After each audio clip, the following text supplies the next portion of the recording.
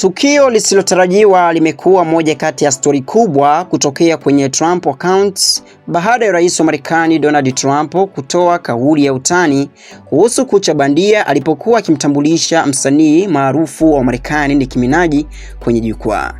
Trump alisema, "Nilisema nitaacha kucha zangu zikue kwa sababu nazipenda hizo kucha.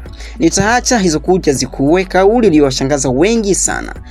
Baada ya hapo Nicki Minaj alipanda jukwani na kujitangaza kuwa yeye ndiye shabiki namba moja wa rais kutokea nchini Marekani Donald Trump.